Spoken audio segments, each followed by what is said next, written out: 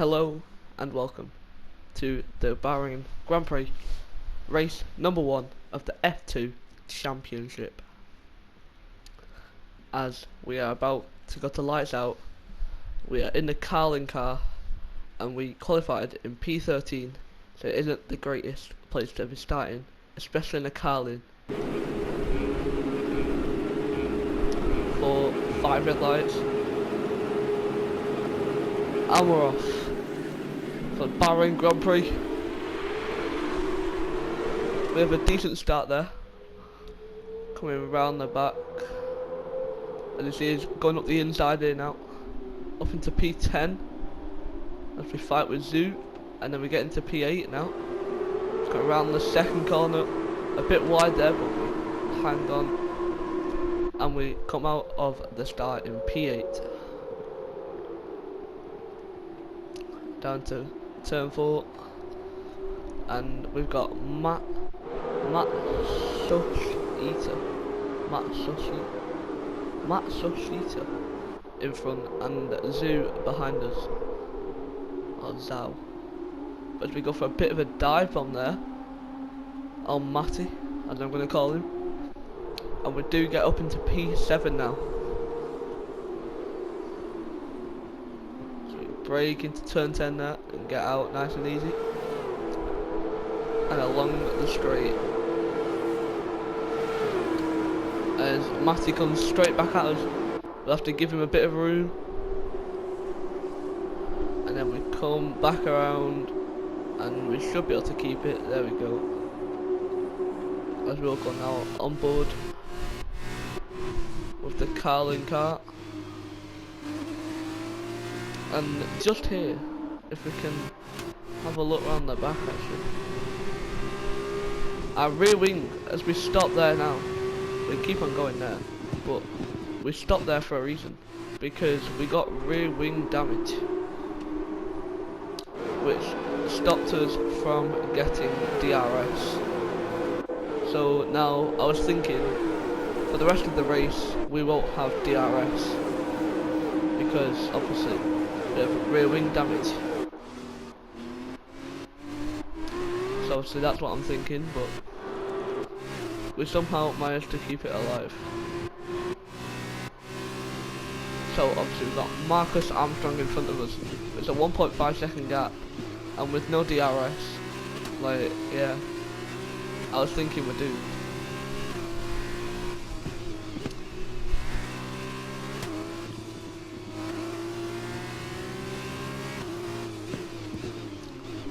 So down into, I think, turn 9 there then. As we got Matty behind us there, waiting to pounce on any sort of mistakes that we do make. But at the minute we haven't made any. Bit of a wiggle there from us. And you can see there, like, the air coming off it. Like, if you look above our rear wing, like at the top of the car, as it comes down that straight, see it again there. You can see obviously the air is a little bit different. It looks different obviously to as it normally would do. Obviously it's an indication of something is wrong. But as we are slowly gaining on Armstrong, as we now go into lap that you can get DRS, lap 3. But obviously, as I've said before, we won't have it. As we look to the top here now, Lundgaard falling quite far behind Yuki Tsunoda, our teammate, who's in first place. 2.5 seconds now the gap between the lead. And Callum Eilert slowly behind, half a second there behind Lundgaard. And he'll open DRS now. Try and make a move. Nah, it's too far behind there for the move.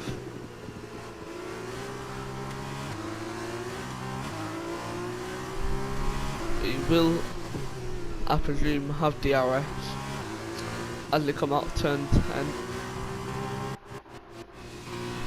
And we got to Marcus Armstrong here now, with the person ahead of us in 6th place here now, as he has Pedro Piquet here in 5th, followed then by Mick Schumacher, and obviously then the podium like drivers. He's too far away for a move there. But now we're within a second here now of Marcus Armstrong, which shows that we are gaining slowly, which we are in a faster car anyway, despite our rear wing damage.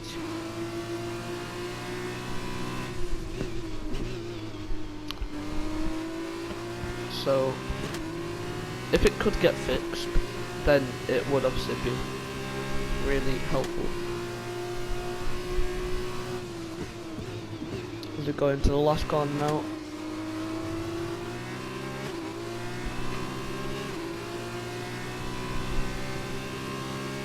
And into lap 4.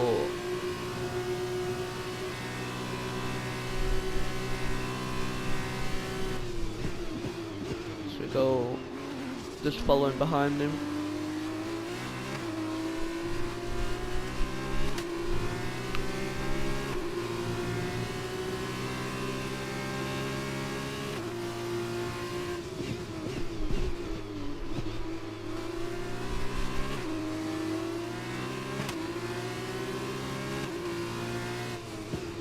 As we go through the little chicane thing, you could say. You could call it a chicane, but it's not like a proper chicane. But yeah, so through that, we didn't go. And then into turn 10, late on the brakes. And then yeah. And it did turn out actually, here on this straight, something happened. Like the team somehow managed to fix our rear wing, meaning that we would have DRS enabled. So because we were now 2/10 behind Marcus Armstrong, it meant we now had DRS, which was the tool to obviously overtaking. And we got down the inside here now, through the last corner, and we've overtaken it now. And then yeah, so we don't get DRS here. Well no, it wasn't that last straight, it was this one here. As he goes past her there, we then get the DRS back. And obviously then, because he was in front of us, we then get DRS down here, not down this part, but there we get DRS, which enables us to hold there and then go for a bit of a move around the outside, but we're too slow there to go for a move. So we'll have to wait until the exit of turn 10, where we've got the long straight, DRS enabled, and we can just go for it there. So 3/10 behind Armstrong as we go into turn 10 here now. On lap number 5, DRS open. Can we make a move? He doesn't have DRS on Pedro Piquet, so we're gonna have a look down the inside. We're gonna send it, go off track of it, but preventing each other from hitting each other, obviously sending both of us into a spin and out of the Grand Prix, like Hamilton did in Silverstone. So instead of doing that, just obviously move to the left a bit. The FIA won't be bothered by that, race control, so they'll just leave it, obviously no warnings, and then yeah, we'll continue with that race. As we now are 3/10 now behind him, we're going to get the slipstream, turn on the DRS, start gaining like quite a lot here now. To go down the outside, the racing line, give him a bit of space into turn 1, but then out of turn 2 there, so we can then get away. We did have DRS enabled down here, so it will allow us, as you can see, to get away from Armstrong. So now on to Pedro Piquet, who was 1.2 seconds ahead through the mini chicane, and we're on lap number 6 now, so we haven't got the most time here now to get an overtake. and yeah, a podium I think would be off at this point, as it is quite far off. What, about 2.5 just over 2 seconds would be the gap there to a podium finish, which I would say is undoable. And as you see at the top here now, at the front of the race, Yuki Tsunoda, our teammate, miles in front, Lundgaard 5.5 seconds behind, which means obviously the race is pretty much over in terms of obviously first and second. But Callum Ilott only half a second behind now. It is still wide open for a podium or a second place finish as we go down the front straight. Can he make a move? He's going to gain quite a lot. Goes down the racing line, but he hasn't gained enough there. But through the second DRS zone, can he make some sort of move?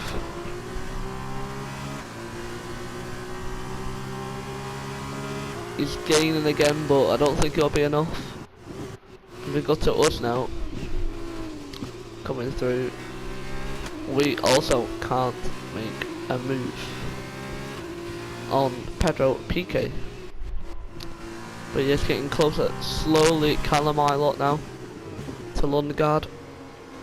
I wonder if down the straight can he make a move? And then not far behind you've got Mick Schumacher there, just watching obviously in front of him. Could he just come round like and take them both out?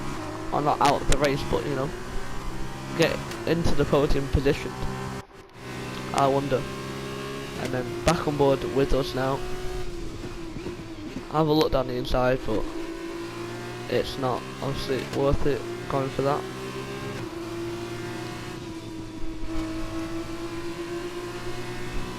So we'll now into the penultimate corner, get quite close there to Pedro, and he does get a good getaway there, which will allow him to increase the gap, but not by too much there now. We went to the last corner, following him quite closely there, and I wonder if we can make a move down to turn 1. We open DRS, get the slipstream, down the straight into turn 1, not gaining by too much, but can we go for dive bomb? No, not. Go around the outside there, a bit of a wiggle there from Pedro.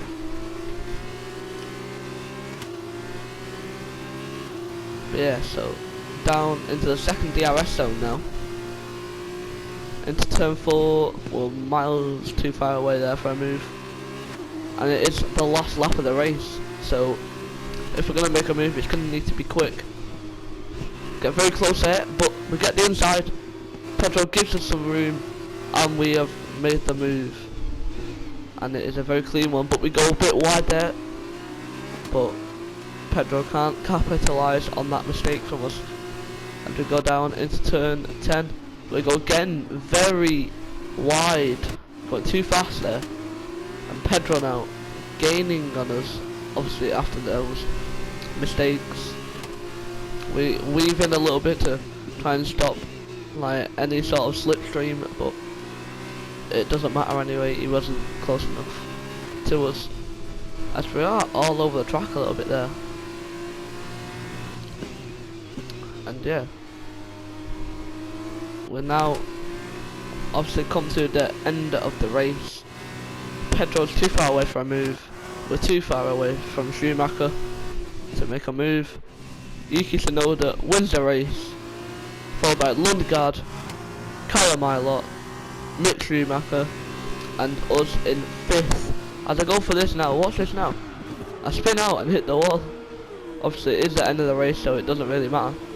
We've still come 5th, but yeah, a bit of a funny way to end it there. But anyway, we've now finished the race. That was the Bahrain Grand Prix.